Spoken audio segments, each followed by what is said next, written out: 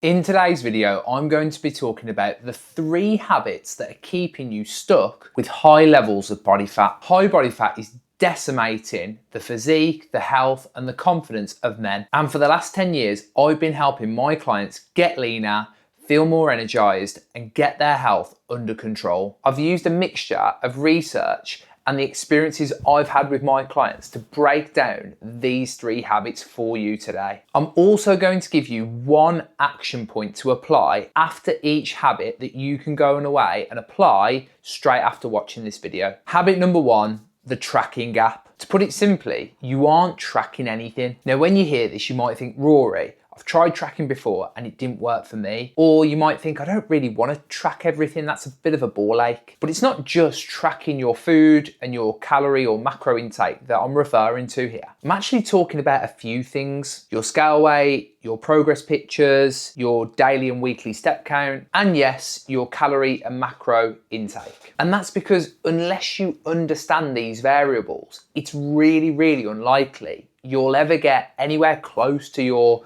dream physique or your goal. Think of it like your personal finances, your business if you've got a business, or organising your family holiday. You have to sit down and get control of the numbers. And that's because you know if you don't, you could risk going into debt, you could risk your business going under, or you might not be able to afford and plan with enough time to get your family holiday sorted for next year. Yes, it requires effort, but in order for you to feel motivated, you need to see progress. And we know that the rewards are absolutely worth it. Tracking these simple metrics will do the same for your physique and your health. The tracking gap, as I like to call it, is the difference between being at your goal and not being able to track when you're there. How do you do that? Like, how do you get to the point where you've achieved your goal, but you potentially don't have to track? Well, in my experience, the clients who've achieved their dream physique and who've achieved their health goals, who no longer have to track, have spent a really long time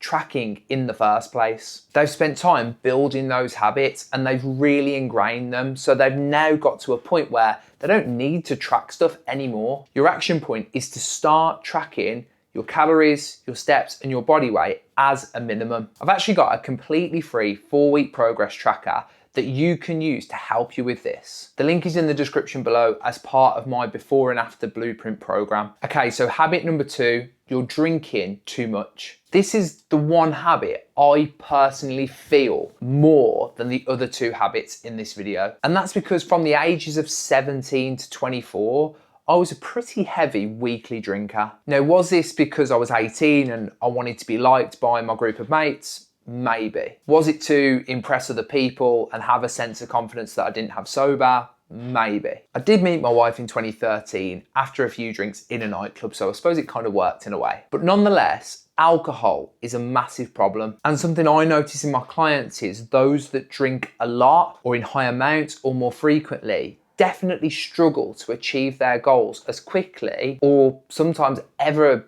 get to their goal at all as much as the clients who don't drink that much. I want to break down the common problems caused by alcohol into 2 boxes: health and physique. So from a health standpoint, increased alcohol consumption we know causes mental health conditions like anxiety and depression, increased risks of some types of cancers, alcohol-related liver disease, an increased risk of higher blood pressure and possibly stroke, and many other things that I could continue to list off, but you get the picture. So what about from a physique standpoint? Alcohol impairs muscle protein synthesis independent of nutritional status. So what does that mean? It means it doesn't matter if you're eating enough protein, if you're eating all the right things in your diet, if you're going to the gym and training hard and putting the work in with your sessions, alcohol will limit your body's ability to lay down new proteins and ultimately build muscle. It also seems to interfere with something called the mTOR pathway, which is a big part of the muscle growth process inside the body. Chronic or heavy alcohol intake can suppress testosterone levels. You get the picture that your training and your health are massively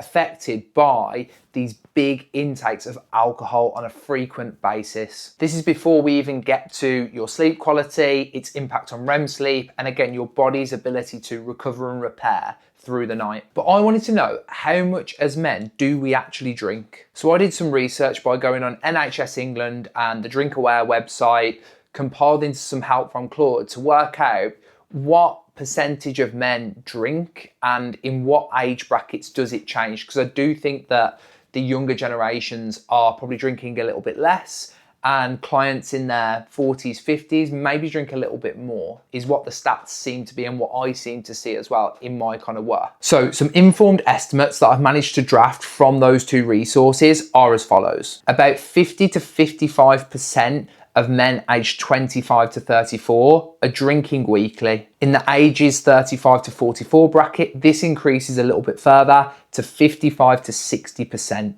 of men. And finally, men aged 45 to 54, weekly drinking is 60 to 65% of people in that age range. So there's no two ways about it. As a decent estimate, half of men, or just over half of men, aged 30 to 55 are drinking on a weekly basis. So over half of us are drinking every single week. And if that's multiple times per week and it's in really high amounts, it could be absolutely battering your progress and your results. Now, we've been through some statistics and the impacts on health and physique, but just practically speaking, I know if I've had a big night out in the past, I don't really want to train. I definitely want to eat more, and I'm just less motivated to do pretty much anything. So what can you do about it? It's fair to say occasionally a small alcohol intake will have a relatively small impact on physique and health-based goals. So if you want to drink and still make progress, try to keep it to smaller amounts. Maybe try not to do it right after training when your body needs to recover if you can, and actually count the calories.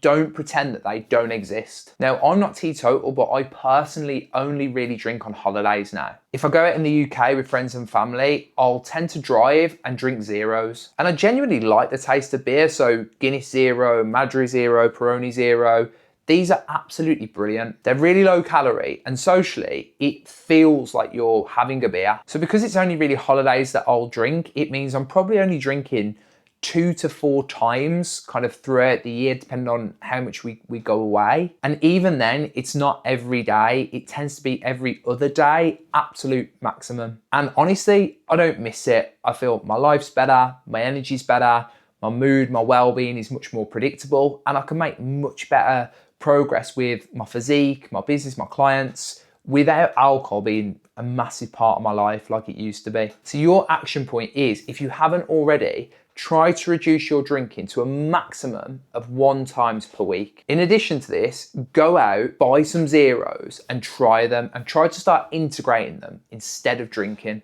And finally, habit number 3, keeping it all to yourself. I haven't got any data or real research on this one, but it's one that I've anecdotally noticed in my clients and with myself in the past as well. As men, I think most of us don't really like to make a big deal about our goals. We keep it to ourselves and we tell very few people about it, sometimes if any. We might feel that if we tell other people, they'll want us to fail, and that then kind of reinforces this idea that we'll never be lean, we'll never be able to get our health or physique in a place that we're happy with. But why do we do that? And why do we think this way? The big one here is accountability. If no one knows about it and you don't achieve your goal, it kind of doesn't matter because you didn't make a big deal of it. So you can just kick it down the road, come back to it later, or forget about it altogether and kind of no harm is done. I also think we often like to show, not tell. Like we like to kind of prove that we can do stuff by doing. We don't like to kind of say we can do all this stuff. We like to go and prove it. The problem here is if you're doing the wrong things, you're going the wrong way about it, or you don't know what to do, unless you tell someone or get some help, you're always going to be stuck. So it's understanding that telling people or getting some guidance and expertise can go a long way in your success with it.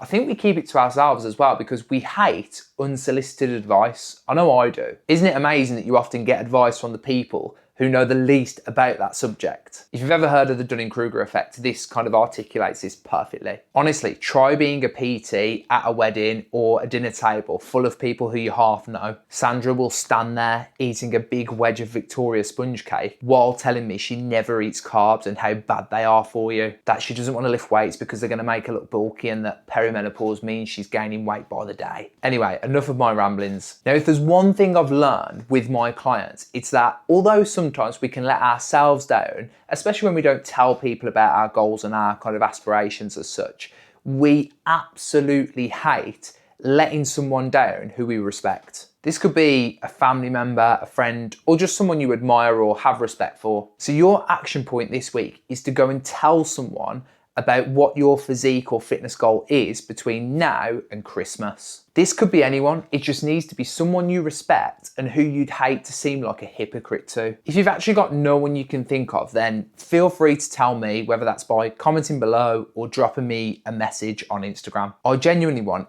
everyone who watches my content to get leaner, feel more energized, and get themselves healthier. There's nothing more I love than when I get a text off a client and they tell me they can't believe how much more confident they feel on holiday. They can't believe how the photo shoot pictures have come out if they've done one of our shoot days, or if they've been for like a health check with work or a Bupa health check and the scores are better than they've been in absolute years or better than ever. I absolutely love this. This is what it's all about for me. So that's the end of today's video. I really hope you enjoyed it and found it helpful. Don't forget you can access lots of great free resources below. You've got the Lean Body Calculator that's absolutely free, and the Before and After Blueprint, which is a 4-week fat loss program with some email support from me that's absolutely free as well. If you could like the video and subscribe to the channel, I'd be really, really grateful. It really helps build the channel and lets me know that the content is being well received. This is my 5th video in 5 weeks, so we're definitely getting there. Thanks again, and I'll see you in the next one.